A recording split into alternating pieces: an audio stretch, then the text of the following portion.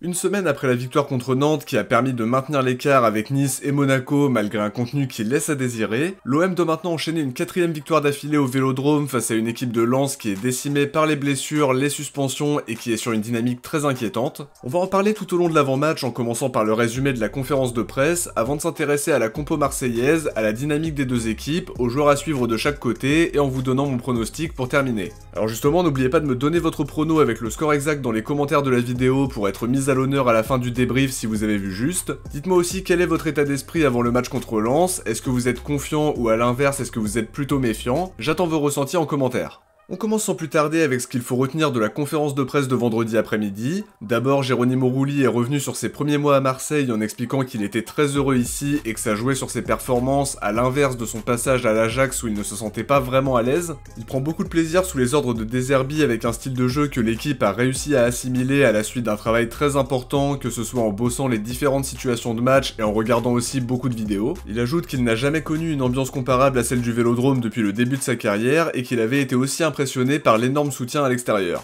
Là où j'ai trouvé sa conférence de presse intéressante, c'est quand il a parlé de sa préparation mentale. Il rappelle qu'il a eu peu d'arrêts à faire sur les derniers matchs, mais qu'un gardien se doit de rester concentré et prêt à faire la différence au moment où il sera sollicité. Dans ce but, il travaille une fois par semaine avec sa thérapeute depuis plusieurs années pour travailler sa concentration et l'aspect mental.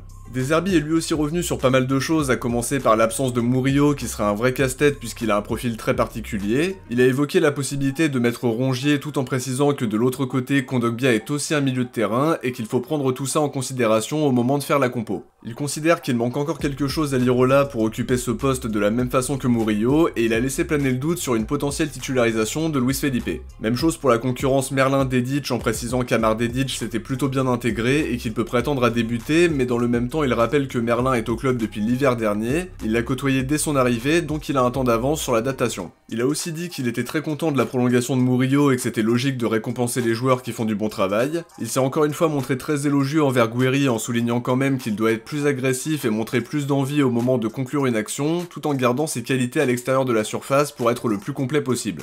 Il a aussi fait passer un message à Greenwood pour qui il a énormément d'estime, il explique que ce qu'il montre ne suffit pas pour le moment, qu'il doit être plus régulier, plus déterminant et se sacrifier pour le collectif s'il veut atteindre ses ambitions. Il a aussi eu un mot pour Faris Moumbagna en expliquant qu'il l'attendait et qu'il espère le voir marquer le but qui qualifie mathématiquement l'OM pour la Ligue des Champions. C'est tout ce qu'on lui souhaite et je suis persuadé qu'il peut faire du bien à son retour.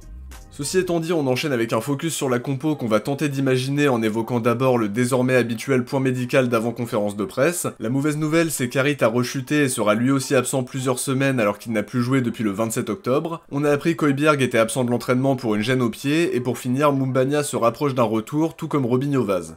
Pour passer à la compo, à mon avis, il y aura un ou deux changements par rapport à l'équipe qui a débuté contre Nantes dimanche dernier, notamment le poste d'axial droit avec la blessure de Murillo. Si on se fie à ce que De Zerbi disait en zone mixte, c'est Rongier qui pourrait le remplacer, mais avec la gêne au pied d'Højbjerg, il jouera sûrement au milieu. L'autre solution, c'est Luis Felipe qui manque de rythme, qui n'a joué qu'une trentaine de minutes cette saison. Il a eu une alerte physique il y a 2 semaines de ça, donc faut pas se précipiter, et plus globalement, la dernière fois qu'il a joué 90 minutes, ça remonte quand même au 11 avril dernier lors de la finale de la Supercoupe saoudienne. Ça peut être risqué, mais ça me semble être l'hypothèse la plus crédible si Rongier joue vraiment au milieu. De Zerbi pourrait très bien décider de faire confiance à Lirola, on en a parlé dans la dernière vidéo avec les différentes possibilités, et l'hypothèse Lirola me rassure pas des masses.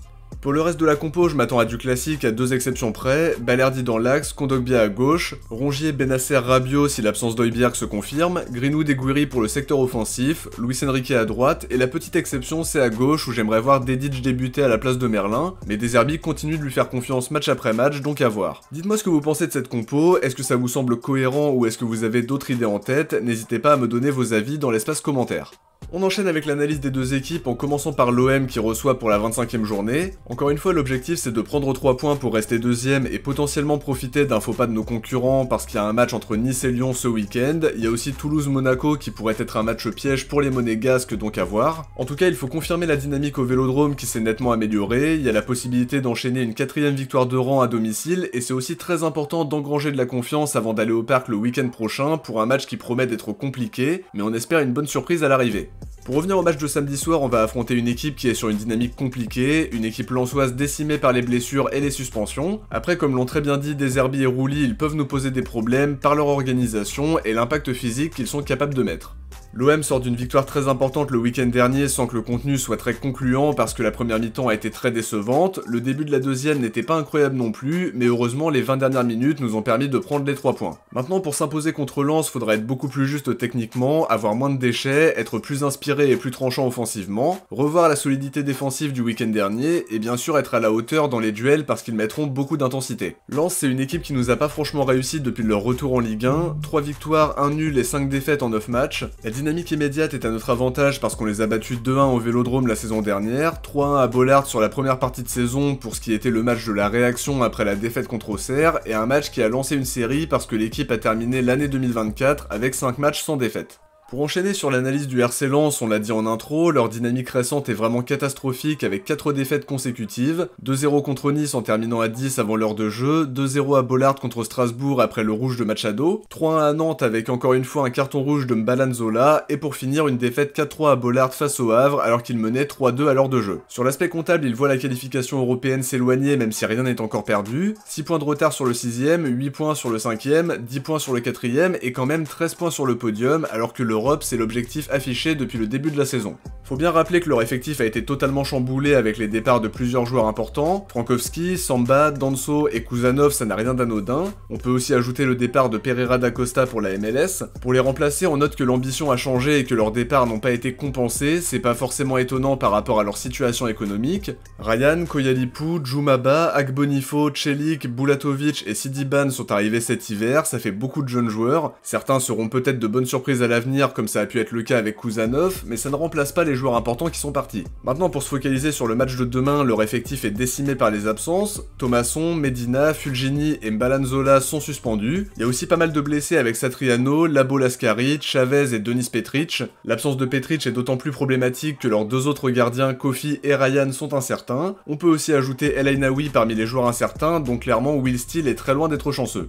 Après sur l'aspect domicile extérieur, c'est une équipe qui est bizarrement plus à l'aise à l'extérieur qu'à Bollaert, 5 victoires, 4 nuls et 3 défaites à l'extérieur avec une moyenne d'1,58 points par match, tandis qu'à domicile c'est 4 victoires, 2 nuls et 5 défaites et une moyenne d'1,17 points par match. C'est une équipe qui marque autant qu'elle encaisse, qui montre de la fébrilité défensive sur les derniers matchs et qui sont en cruel manque de confiance. T'ajoutes à ça une très longue liste d'absents avec leurs 5 meilleurs buteurs qui ne sont pas là, les 2 meilleurs passeurs décisifs aussi, et des joueurs comme Sotoka ou Saïd qui n'y arrivent pas, ça rend les choses très compliquées sur le papier. Pour autant ça reste une équipe qui peut faire mal et dont il faut clairement se méfier, même si tout semble contre eux ces derniers temps, entre les expulsions, les blessures et les suspensions pour accumulation de cartons jaunes.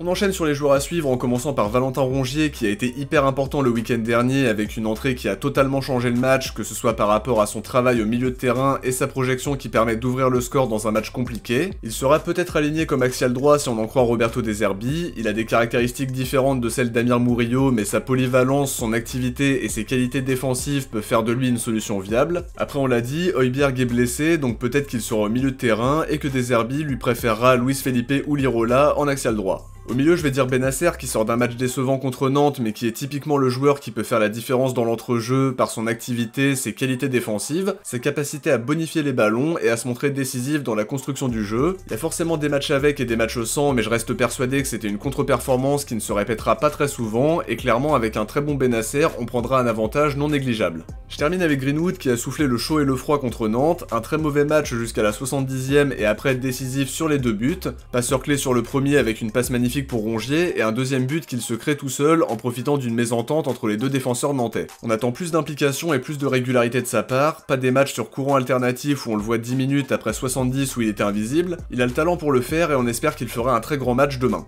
Côté lensois, je vais commencer par Ruben Aguilar qui est récemment revenu de blessure et qui a marqué le week-end dernier. Il va devoir faire oublier Frankowski qui est parti au mercato d'hiver en apportant de la percussion, ses qualités défensives, sa tendance à se montrer impactant offensivement et son leadership. Faudra être attentif à lui parce qu'il peut vraiment apporter le danger sur ses montées.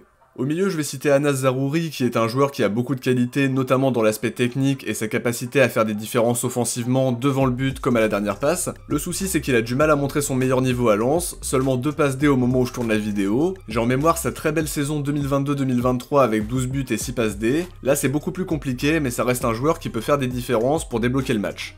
Je termine avec Sotoka qui vit une saison très compliquée, un but et 2 passes D seulement pour un joueur qui avait été le symbole de la montée en puissance lensoise sur les dernières saisons. C'est beaucoup plus compliqué depuis le début de la saison, il vient de marquer son premier but face au Havre et on espère pour nous que ce déplacement à Marseille ne sera pas le match de son réveil parce qu'on sait qu'il a les qualités pour apporter le danger. On passe à mon pronostic et pour le coup je vois une victoire marseillaise 4-2 contre une équipe lensoise qui voudra redresser la barre, qui ne peut pas faire de calcul et qui doit prendre des points pour se rapprocher de l'objectif Coupe d'Europe. Je les vois marquer et je m'attends à un match assez animé qui tournerait en faveur de l'OM parce que la confiance est de notre côté. On n'a pas autant d'absence qu'eux même si celle d'Højbjerg me rassure pas. On pourra compter sur l'ambiance bouillante du Vélodrome une fois de plus et clairement si on met les bons ingrédients ça devrait bien se passer. Pour les buteurs je vais dire Greenwood, Gouiri, Rabiot et Balerdi sur corner. Côté lensois je vais dire Saïd et Koyalipou. L'essentiel c'est de prendre 3 points, de se rassurer dans le jeu et d'engranger un maximum de confiance avant d'aller au parc pour tenter de faire quelque chose face à une équipe en pleine bourre. Comme d'habitude n'oubliez pas de me donner votre prono avec le score exact dans les commentaires, on découvrira qui a vu juste dans le débrief qui sortira demain soir ou dimanche midi au plus tard. De mon côté, j'arrive à la fin de cette analyse, j'espère que ça vous a plu, et comme d'hab si c'est le cas, n'oubliez pas de laisser un like pour le soutien et pour aider au référencement. Je vous invite aussi à vous abonner en activant la cloche pour ne rien louper des prochaines vidéos. Si vous avez regardé celle-ci jusqu'au bout, écrivez Dezerbi dans les commentaires. Je vous donne rendez-vous pour le débrief en espérant une belle victoire. D'ici là, je vous invite à aller voir la vidéo sur Murillo où j'ai analysé sa prolongation en réfléchissant aussi aux solutions pour compenser sa blessure. Le lien sera en commentaire épinglé et sur l'écran de fin de vidéo dans une poignée de secondes. Ciao, portez-vous bien, et surtout allez l'OM.